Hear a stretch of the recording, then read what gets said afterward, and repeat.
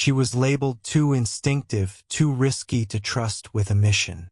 But when chaos erupted in the skies, the only jet that mattered was the one they never authorized. This is the untold story of the pilot who broke every rule and rewrote what it means to lead. Before we continue, tell me in the comments, from which city in the world are you watching this video today? And what's one moment in your life where you let your actions speak louder than words? The hangar echoed with the familiar clatter of boots and the low hum of idle jet engines. Lieutenant Cara Bishop stood alone beneath the shadow of her F-14. The cool metal under her palm, the only thing that didn't shift or sneer at her presence. Around her, pilots laughed, debriefed loaded gear. Not one of them acknowledged her. She'd gotten used to that. Cara was one of the few female aviators in this part of the carrier wing, and easily the youngest. She had flown twice as many simulator hours as most of the squadron and had logged her first real mission a year ahead of schedule. But none of that mattered today, not after what happened in the Strait. It was supposed to be a routine escort operation. Cara had flagged something wrong in the radar patterns. A spike, a ghost ping. She reported it twice. The squadron leader overruled her and command backed him up. Minutes later, an enemy SAM took out one of their birds. Cara had been right, but she was still the one who got grounded. They called it precautionary. They said they needed more predictable mines in the air. The message was clear: stay in line or don't fly at all. Today's mission briefing was no different. Cara wasn't called. Her name was on none of the manifests. Her flight helmet sat untouched on the bench beside her as if it, too, had been dismissed. She kept her eyes locked on the fighter, tuning out the murmurs and side glances. One hand on the fuselage. One thought in her head: you'll need me up there.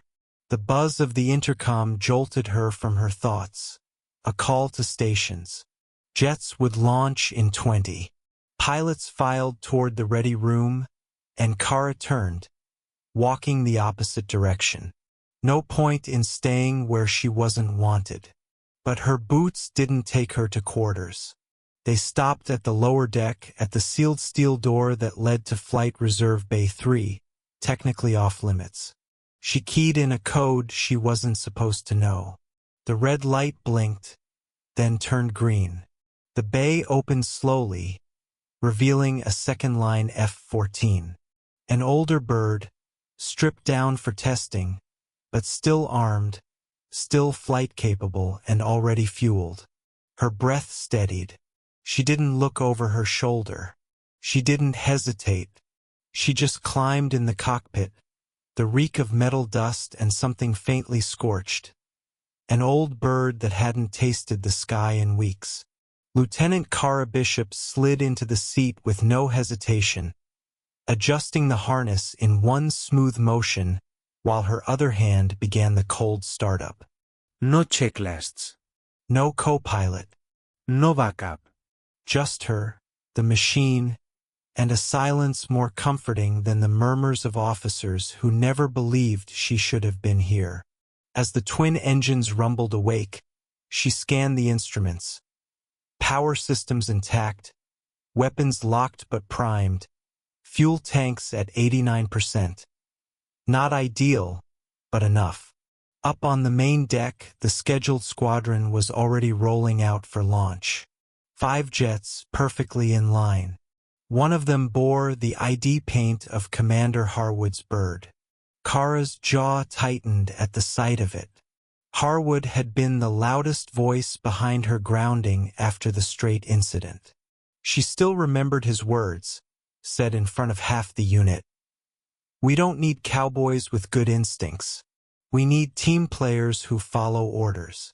And now that same man was flying into a region known for its electronic interference, unmapped thermal spikes, and enemy jets that didn't always show up on radar until they were already on your 6. Cara had seen the patterns forming again, ghost pings, mid-range altitude anomalies, the same electronic wash that preceded the last Mirage encounter. She'd spent the last 2 nights poring over the recon data that no one else took seriously. No one listened. So this time she wasn't asking. She eased the throttle forward and guided the aircraft along the reserve launch rail, an auxiliary catapult bay only used for test flights. Officially, it wasn't even authorized for deployment. But Cara knew the codes. She knew which systems weren't monitored in real time.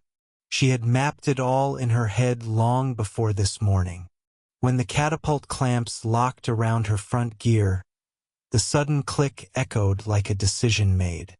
Up above, the tower was too focused on the scheduled launches to notice what was happening below their feet. She flipped her transponder off, silencing the electronic ID that would have alerted command. Her fingers hovered above the emergency launch toggle. Then, without ceremony, she slammed it down. The catapult engaged instantly, hurling her forward with brutal force. Her body pressed hard against the seat as the fighter ripped down the short rail, cleared the bay doors, and shot into open air.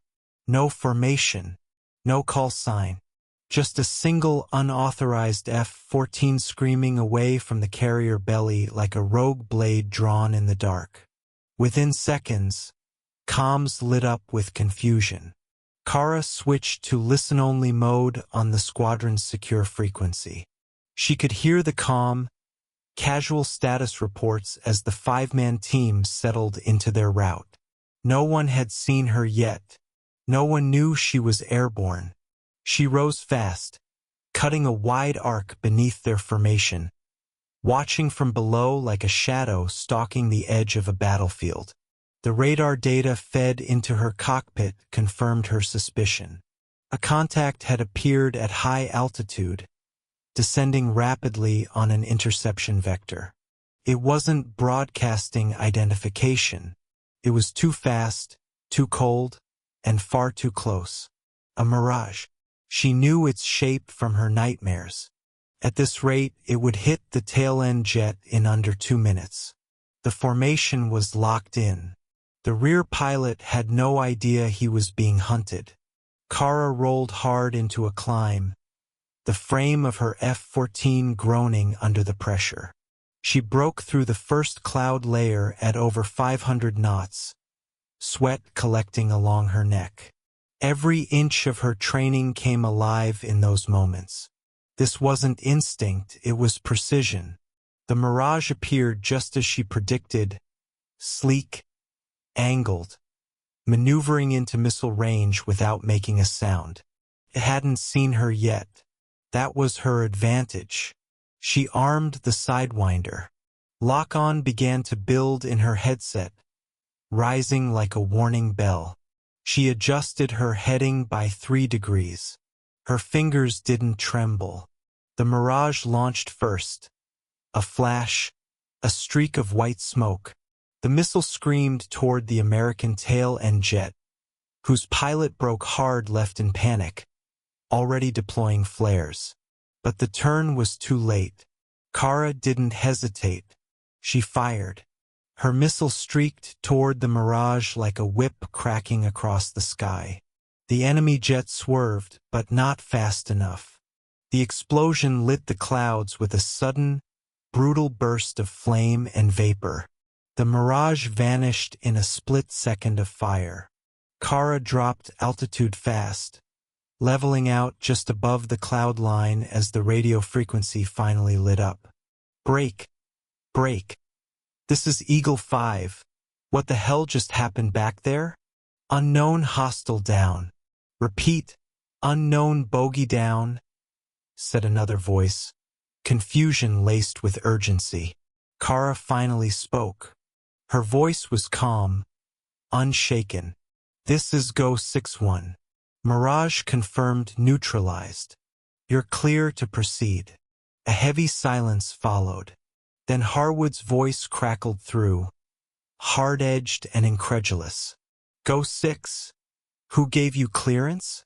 She didn't reply. Instead, she pulled her F-14 into a wide holding arc and stayed on their flank. Out of sight but close enough to act if needed. She wasn't there for glory. She wasn't even sure she'd make it back to the carrier without being detained. But that didn't matter. Not right now. What mattered was that 5 pilots were still alive because she refused to stay grounded. The silence in the tower was thick with disbelief. Cara's unauthorized takeoff had triggered alarms, but not a single officer moved fast enough to intercept.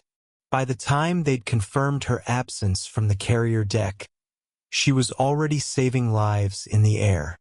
Commander Harwood's voice, usually full of icy command, now faltered slightly over the secure channel. Ghost 6, confirm your ID. Still, she didn't answer.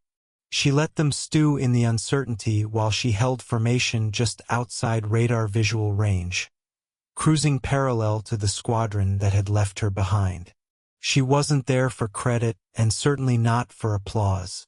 She was there because her instincts, once mocked, once called reckless intuition, had been right again. And now they knew it. Back aboard the USS Henderson, the command staff scrambled.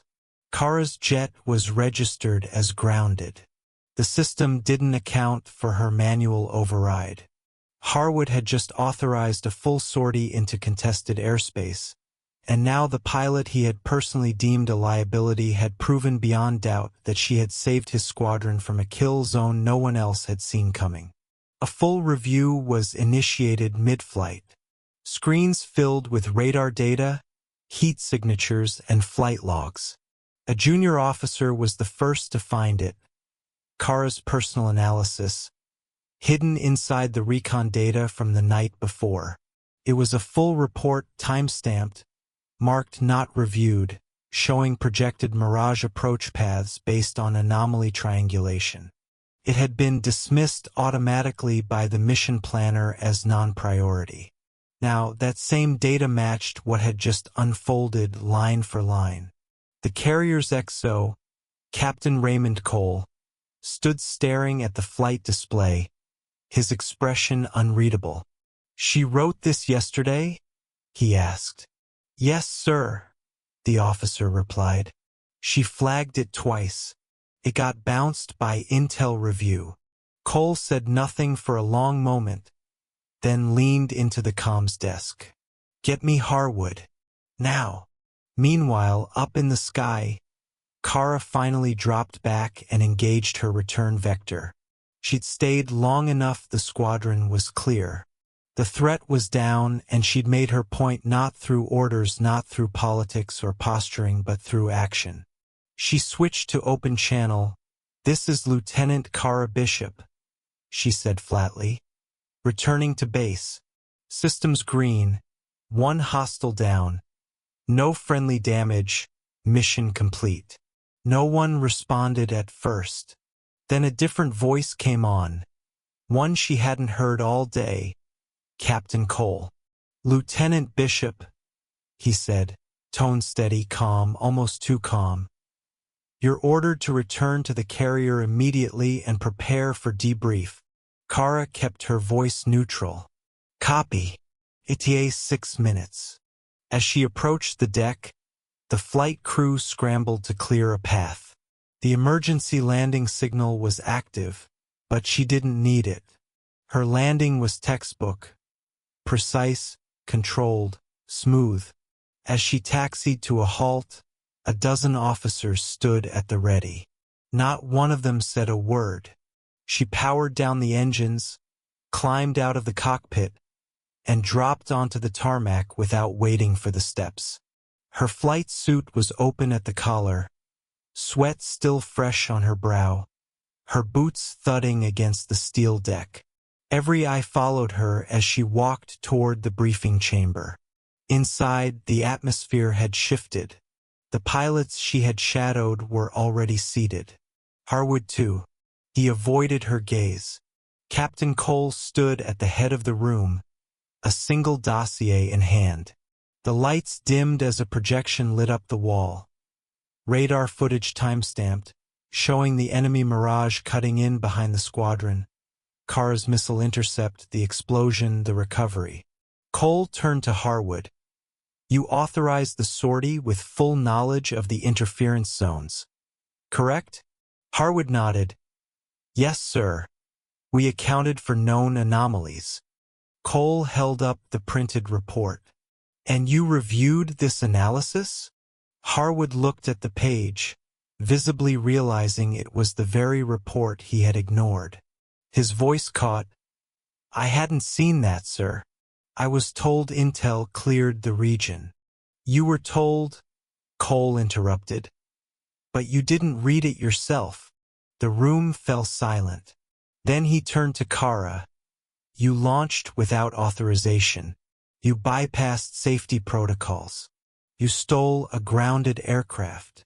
She said nothing. Cole continued.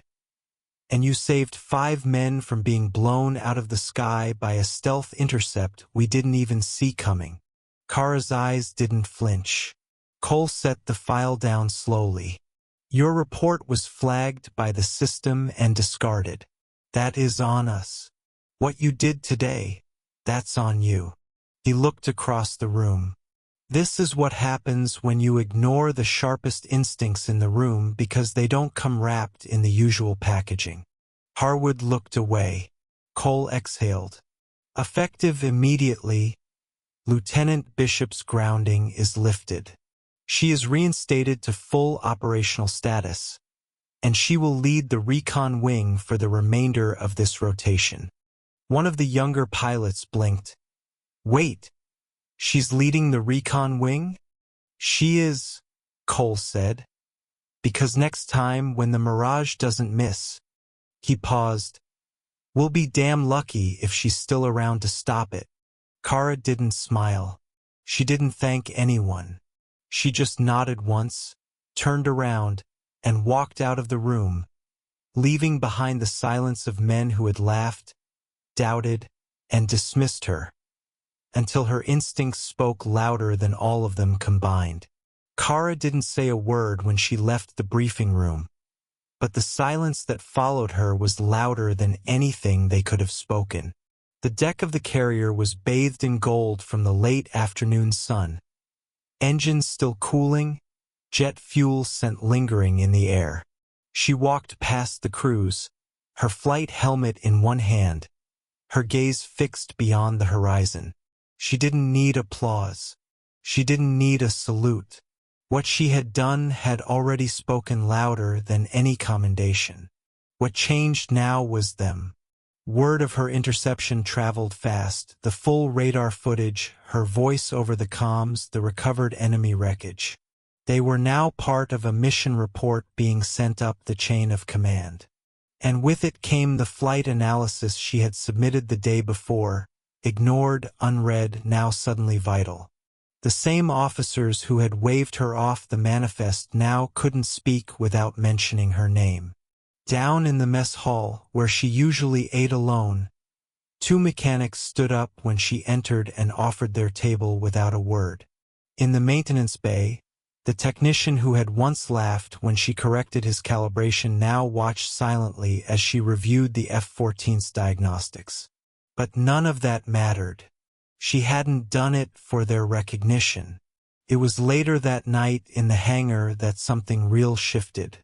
She was standing beneath the nose of her aircraft, still in her flight suit, wiping oil off a panel when someone approached.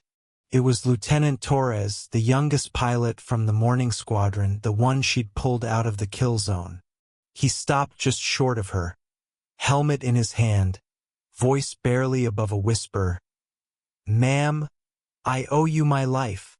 She didn't even turn fully toward him, just glanced his way and said calmly, Then make it worth something. He nodded, swallowing hard, then turned and left.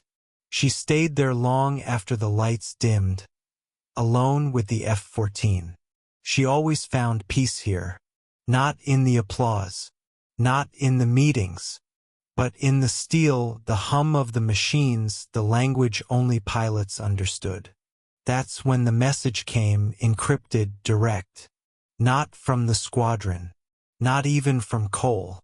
It came from a name she hadn't heard since training, General Malcolm Rhee. Retired legend. Former commander of the Black Reapers, the elite program known only in whispers among combat pilots. His message was simple. You fly like ghosts used to. We're building something quiet, off the books. Need eyes that see beyond the data. You're invited. She stared at the screen, the glow casting a soft blue light over her cockpit. She didn't smile. Not at first. Because for the first time in years, she felt seen. Not for her looks, not for her silence, not for her defiance, but for the one thing they could no longer deny. She was born to fly, and no one would ground her again. 2 weeks later, Cara's name was removed from the regular flight roster. Not because she'd been grounded again, but because she had been pulled somewhere far above it. No one knew exactly where she'd gone. Not even Cole. One day she was there, and the next she wasn't. Her gear was gone. Her bunk stripped clean. All that remained was a flight log open on her desk. A single page marked with one note. You don't need permission to be ready. Rumors filled the gaps. Some said she'd been recruited for experimental flight operations in Nevada. Others claimed she was part of a unit that didn't officially exist. But everyone agreed on one thing. After that dogfight, the squadron was never the same. New protocols were introduced. Radar anomalies were reviewed twice, sometimes 3 times. Debriefs now included space for dissenting voices. Pilots who once scoffed at the idea of learning from anyone now ran simulations based on her combat maneuver. Even the colonel who once laughed at her instincts quietly took early retirement. His replacement, a woman Cara had trained with.